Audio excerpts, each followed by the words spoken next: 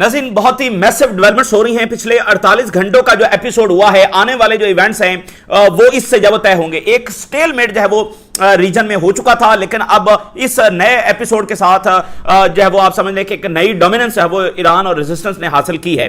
तो एक नई इक्वेशन रीजन में इस वक्त कायम हो चुकी है और इसी के मुताबिक अब जो मामलात आगे चलने हैं। ताज़ा तरीन इस वक्त डेवलपमेंट यह है कि ईरान तैयार है इसराइल पर एक और हमला करने के लिए, क्योंकि लेबनान में अभी तक एक कंप्रीहेंसिव सीज फायर वो नहीं हुआ है। बेरूत पर हमला हुआ था जिसके जवाब में ईरान ने अटैक किया है और ईरान ने कहा है कि अगर दोबारा बेरूत पर हमला हुआ या फिर लेबनान में बमबारी जारी रही तो ईरान किसी भी वक्त इसराइल पर हमला करने के लिए जब वो तैयार है। तो एक कंप्रीहेंसिव सीज फायर करवाना यह बुनियादी मकसद है। और साथ ही जो बड़ी डेवलपमेंट है कि यमन ने इसराइल पर एक और अटैक कर दिया है, क्योंकि कल जो अनाउंसमेंट आई वो ईरान की अनाउंसमेंट थी कि हम फिलहाल इसराइल पर हमले रोक रहे हैं। यमन की कोई अनाउंसमेंट नहीं है कि हम हमले रोक रहे हैं। सो यमन के हमले इसराइल पर जारी हैं। उन्होंने अभी कुछ ड्रोन्स इसराइल के ऊपर लॉन्च किए हैं इलाद के एरिया में। तो ये बड़ी इंटरेस्टिंग एक स्ट्रेटजी है जो ईरान आगे लेकर चल रहा है कि चूंकि लेबनान पर बमबारी जारी है तो यमन के हमले इसराइल पर जारी हैं, ठीक है।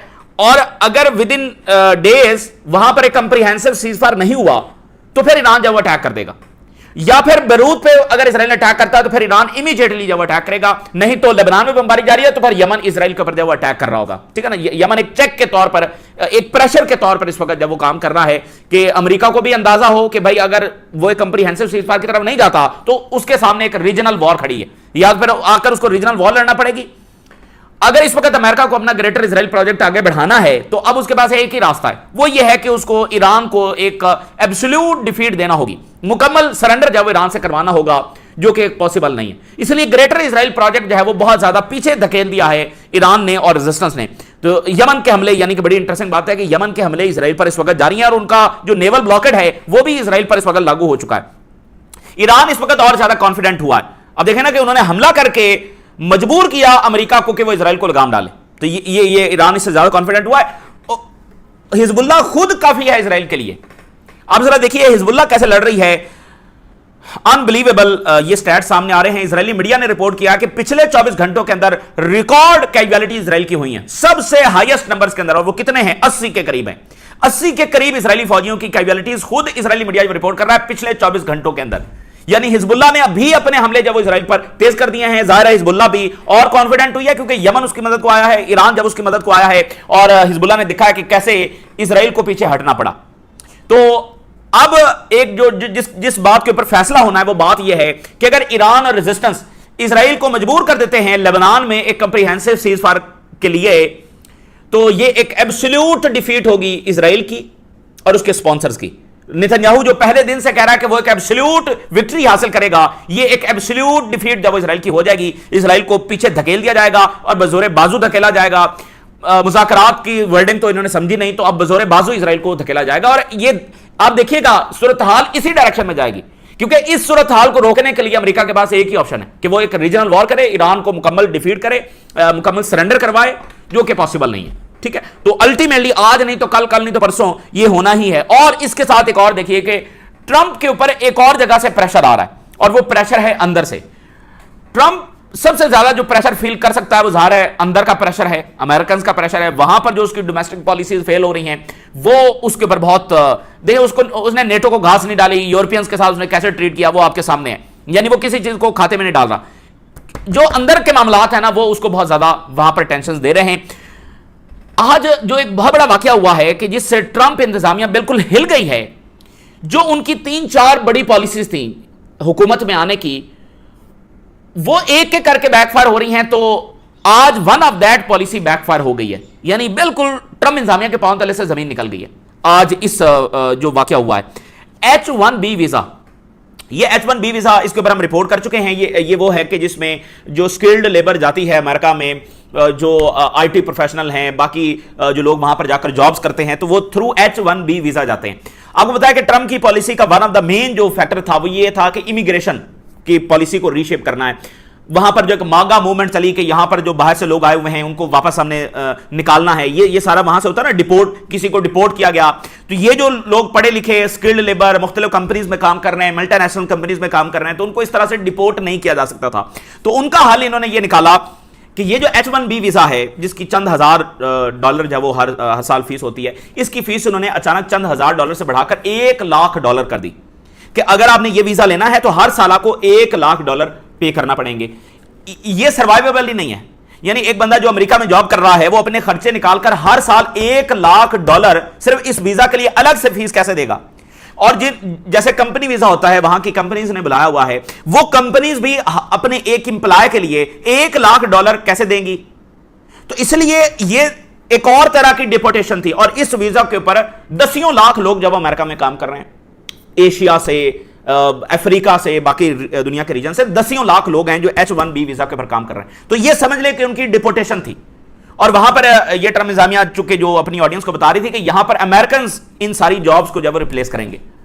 تو جیسے ون آف دا کی پلر ٹیرف، اس کے بعد یہ تھا ٹرمپ کا وعدہ کہ اینڈ لیس وارز کو وہ ختم کروائے گا، اور پھر یہ امیگریشن پالیسی جس میں ڈیپورٹ بھی کیا جا رہا ہے، وہاں پر جی وال بھی ہم بنائیں گے، یہ سارا ہو رہا تھا نا. تو اس کا one of the main pillar یہ H1B ویزا بھی تھا.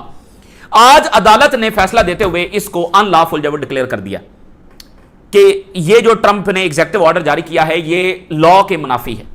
تو وہ جو اس نے فیس امپوز کرنے کی کوشش کی وہ سارا جب وہ رول آؤٹ ہو چکا ہے. یہ وہ فیصلہ تھا جس پر ٹرمپ کو سب سے کم یہ خطرہ تھا کہ یہ اس کا بیک فائر ہو جائے گا. آپ دیکھیں کہ ٹیرف کے حوالے سے بھی جو فیصلہ ہے وہ عدالت سے آیا ہے. اتنا بڑا دھچکا ٹرمپ کو لگا کیونکہ اس کے بعد جو سب سے بڑا کھلونا تھا وہ ٹیرف ہی تھا جس کے ذریعے وہ چائنا کو بھی زہر کرنے کی کوشش کر رہا تھا، یورپ کو بھی، باقی دنیا کو بھی. سب سے بڑا کھلونا وہ ٹیرف بھی فارغ ہو گئے.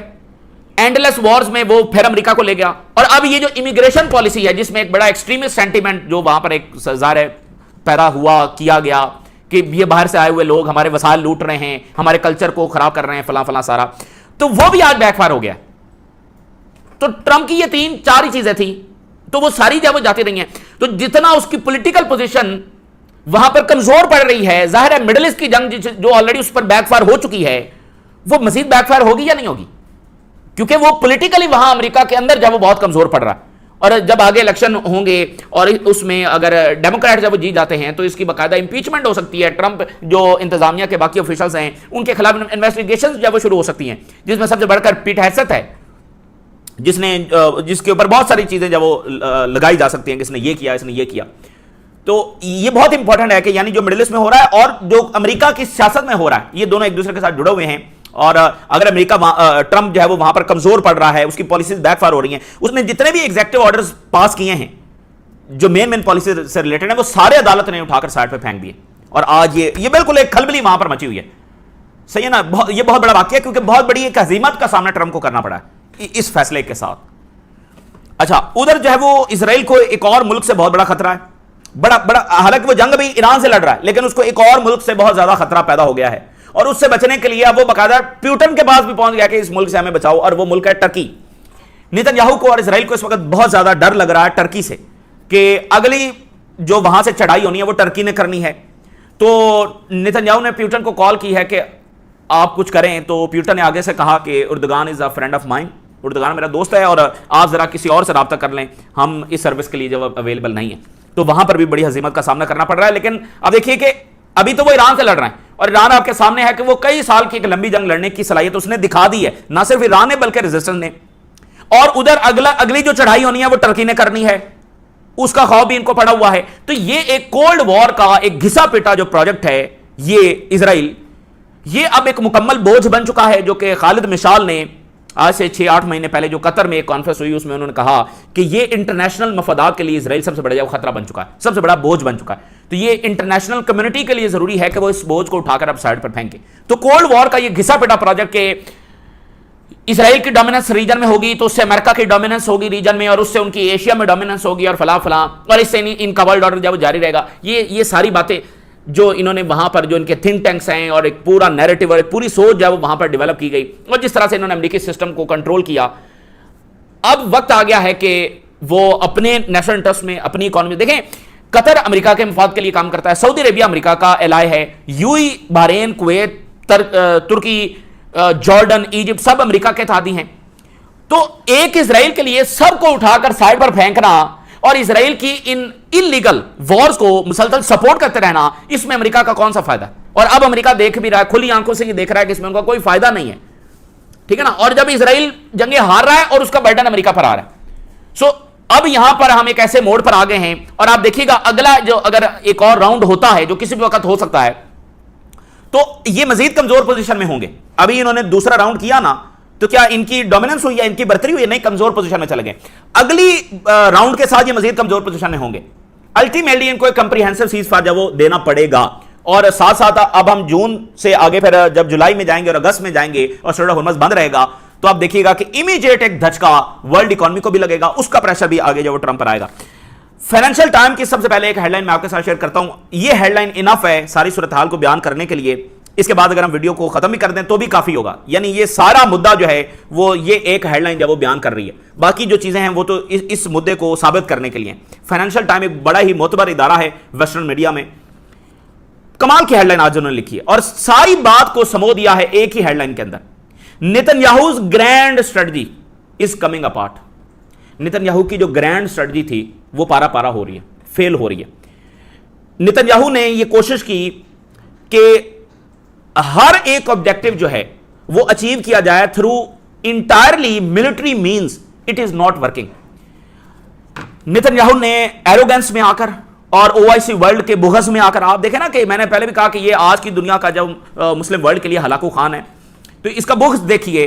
और जैसे ये अरबों के खिलाफ नारे वहां पर लगाते हैं और जो इनका बुगस है सारा, तो इसने सारे का सारा जो इत्तेफाक किया वो मिलिट्री मींस के ऊपर किया।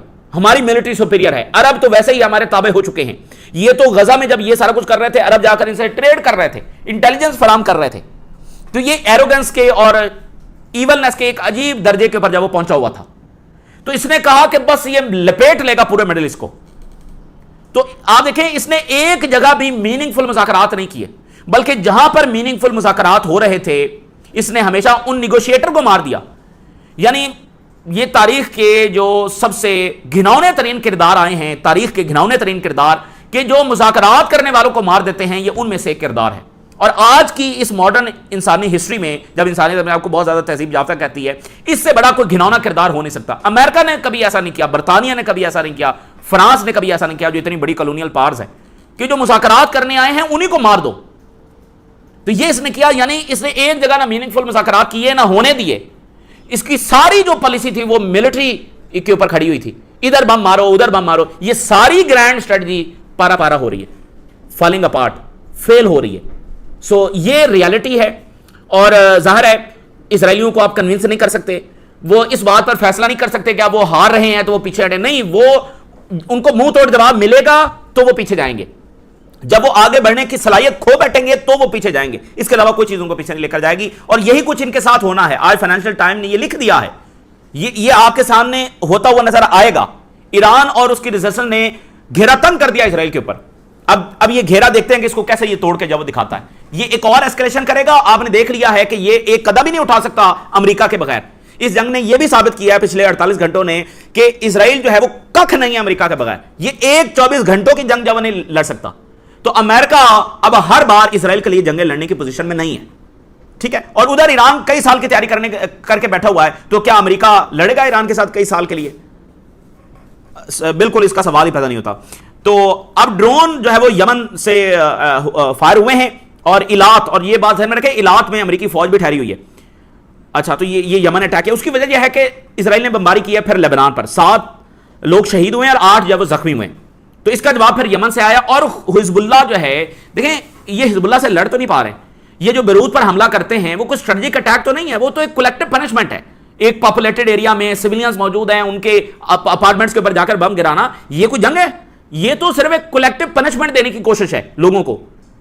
सिविलियंस को मारकर एक जो है वो सबको यानी इतनी बड़ी तकलीफ में डालने की कोशिश है कि वो रेजिस्टेंस के खिलाफ खड़े हो जाएं।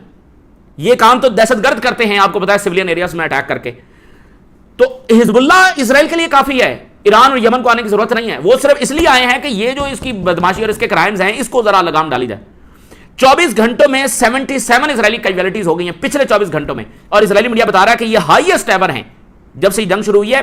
और 9119 कैजुअलिटीज इजरायली फौज की हो चुकी हैं जब से इन्होंने 28 फरवरी से जंग छड़ी है। 9119, ये सिर्फ हिजबुल्लाह के हमलों में इनके फौजी मारे गए, जख्मी हैं। इतने बड़े नंबर्स हैं। اور جو حماس کے نمبر جو ابھی تک یہ چھپا کے بیٹھے ہوئے ہیں، جو حماس نے ان کے ساتھ کیا ہے، 70 سے 80 ہزار ان کی کیجویلٹیز ہیں، 70 to 80,000 جو مختلف ریہیبلیٹیشن سینٹر جو ہے وہ اعداد و شمار جاری کرتے ہیں، پھر اس کو یہ دبا دیتے ہیں. آفیشلی انہوں نے آج تک نہیں مانا ہے، لیکن ان کی اتنی زیادہ کیجویلٹیز صرف حماس کے ہاتھوں ہو چکی ہیں. تو یہ ایک ایسا اب پروجیکٹ بن چکا ہے جس کا مسلسل برڈن اب امریکہ اور یورپ کو اٹھا کر چلنا ہے. سو اگر وہ چل سکتے ہیں سو بیٹ، لیکن وہ چل نہیں پائیں گے، زیادہ دیر نہیں چل پائیں گے. ہو سکتا ہے ایک اور ٹرائی وہ کریں گریٹر اسرائیل کے لیے، لیکن یہ ایک اور ٹرائی ہوگی، اس سے زیادہ نہیں ہوگا. تو شارپ رائز ہو رہا ہے، انٹینسیفائی آپریشن جو کر دیا ایران نے اور لیبنن نے اور یمن نے ایک یونائٹڈ فرنٹ کے طور پر، اس سے اسرائیل کی کیجویلٹیز میں اضافہ ہو رہا ہے. اور اب یہ بھی دیکھیں تاریخ کیسے لکھی جائے گی کہ وہ کچھ حکومتیں جو اسرائیل کی طرف جانے والے میزائل اس وقت روک رہی تھی جب اسرائیل غزہ میں جینوسائیڈ کر رہا تھا، اور ادھر ایران اور ریزسٹنس جو سب سے پہلے اپنے لیڈرز اور اپنی فیملیز کو پیش کر رہے تھے قربانی کے لیے، شہادت کے لیے. تو تاریخ کیسے لکھی جائے گی؟ اور اگلا جو آرڈر ہوگا، کیا یہ وہ بنائیں گے جو اسرائیل کی طرف جانے والے میزائل روک رہے تھے، یا یہ وہ بنائیں گے جو یہ جنگ لڑ رہے تھے اور سب سے پہلے اپنے لیڈرز کو پیش کر رہے تھے شہادت کے لیے؟ کون بنائے گا اگلا آرڈر؟ ٹھیک ہے. ایک حزب اللہ کے ڈرون نے 3 اسرائیلی وہیکلز کو تباہ کیا، ایک حزب اللہ کے ڈرون نے. تو اس طرح کی لڑائی جب وہ وہاں پر حزب اللہ لڑ رہی ہے، اور جو شکیف کا قلعہ ہے اس کے قریب اور حزب اللہ نے جو وہ حملے کیے ہیں، اور حزب اللہ نے اسٹیٹمنٹ جاری کی ہے بڑی انٹرسٹنگ. انہوں نے کہا ہے کہ ایران نے ریٹیلیٹ کیا اسرائیل کے خلاف بیروت پر حملے کے جواب میں، اور اس سے ایران نے یہ دکھایا کہ وہ لیبنن کے لیے مٹیریل ڈیمیج، ہیومن لاس، اکنامک ڈیمیج اور پولیٹیکل کاسٹ پے کرنے کے لیے تیار ہے. سو ونس اگین یہ بات کنفرم ہو گئی کہ اگر لیبنان کے ساتھ جنرلی کوئی کھڑا ہے تو وہ ایران کھڑا ہے. یہ حزب اللہ کی اسٹیٹمنٹ ہے، اور یہ زور کا تماچا ہے ان لیبنیز اتھارٹیز کے اوپر جو جا کر اسرائیل کے سامنے اپنا آدھا ملک سرنڈر کر کے آئے. یہ جو لیبنیز صدر نے انٹرویو دیا CNN کو، اس کے چند گھنٹوں کے بعد کیا ہوا؟ اسرائیل نے جو ہے وہ ان کے میجر کو اور ان کے فوجیوں کو جب وہاں پر شہید کیا. اور اس انٹرویو میں یعنی لیبنیز صدر سرنڈر کرنے کے بعد یہ کہہ رہا ہے کہ سارا قصوروار ایران ہے. اس کے بعد انہوں نے ان کی فوج کے اوپر اٹیک کیا. تو یہ حزب اللہ نے ادھر جواب دیا ہے کہ جینوئنلی اگر کوئی کھڑا ہے لبنان کے ساتھ وہ ایران ہے، جو قیمت چکانے کے لیے تیار ہے لبنان کے لیے.